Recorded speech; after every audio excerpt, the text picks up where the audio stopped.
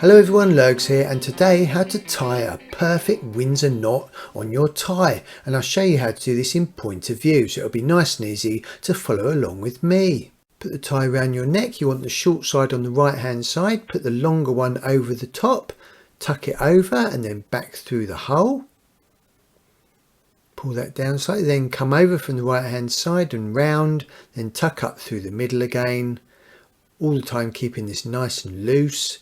Then down through the knot, and it is as simple as that. Now look at that. That looks absolutely superb. You will be the belle of the ball if it's a ball that you're going to.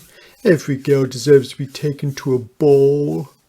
Look at that, the good old Windsor knot. Superb, absolutely superb.